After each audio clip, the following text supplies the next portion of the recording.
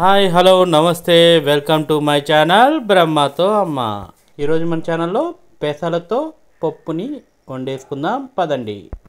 కావలసినవి పెసరపప్పు, టమాటో, దోసకాయ, కరివేపాకు, పచ్చిమిర్చి, తర్వాత ఉల్లిగడ్డలు, నిమ్మకాయ సైజు చింతపండు, అలాగే ఉప్పు, కారం, ఎల్లిపాయ, తాళం గింజలు, ఎండుమిర్చి.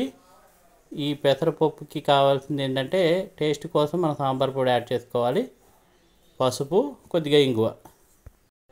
ముందుగా స్టవ్ ఆన్ చేసుకొని ఒక కడాయి పెట్టుకొని దాంట్లో ఈ పెసరపప్పుని వేయించుకోవాలి.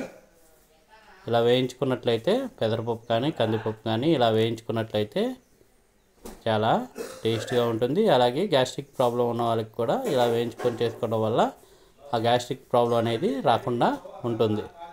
ఇలా వీడియోలో చూపించిన విధంగా సన్నటి మంట మీద ఈ పప్పుని ఇలా మంచి కలర్ వచ్చేంత వరకు వేయించుకోవాలి. వేయించుకున్న దాన్ని మనం కడిగేసుకోవాలి. 1-2 సార్లు కడిగేసుకోవడానికి ఇలా వేరే బౌల్లో తీసుకొని వాటర్ యాడ్ చేసుకున్న తర్వాత ఈ కడిగిన దాన్ని ఇలాగా కుక్కర్లో వేసుకోవాలి.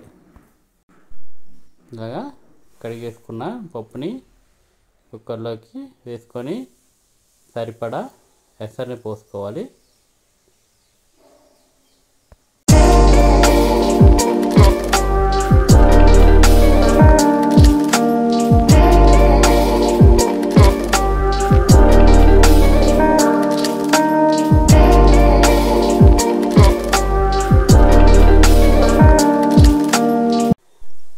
తర్వాత ఆ ముక్కల్ని మనం ఏదైతే టమాటో, దోసకాయ, పచ్చిమిర్చి, ఆనియన్ ముక్కల్ని ఈ ఎసరు పోసుకున్న దాంట్లో కుక్కర్లో మొత్తం వేసేసుకొని తర్వాత ఆ చింతపండుని కూడా వేసుకోవాలి.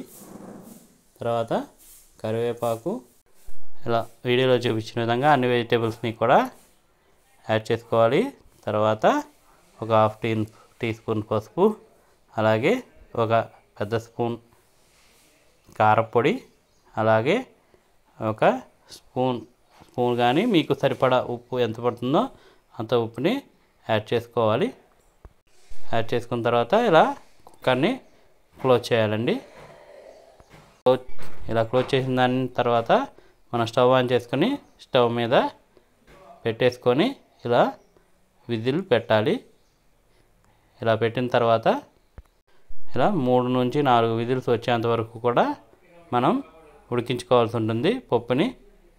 వీడియోలో చూస్తున్నారు కదా, ఇలా విజిల్స్ వచ్చేంత వరకు మనం ఉడికించుకోవాలి.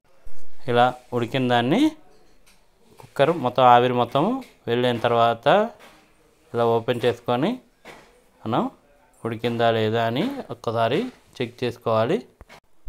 ఇలా ఉడికిన తర్వాత పప్పు గుత్తి ఉంటే పప్పు గుత్తితో మనం ఇలా మెత్తగా చేసుకోవాలి, లేకపోతే గంట ఉంటే గంటతో కూడా మెత్తగా చేసుకోవచ్చు.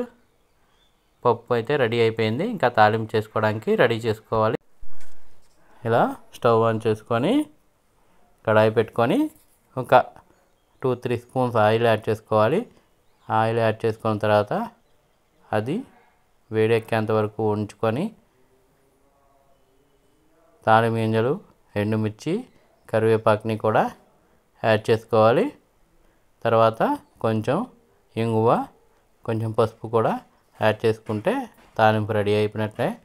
మీరు వీడియోలో చూస్తున్నారు కదా, ఒకదాని తర్వాత ఒకదాన్ని యాడ్ చేసుకొని మంచిగా ఫ్రై చేసుకోవాల్సి ఉంటుంది.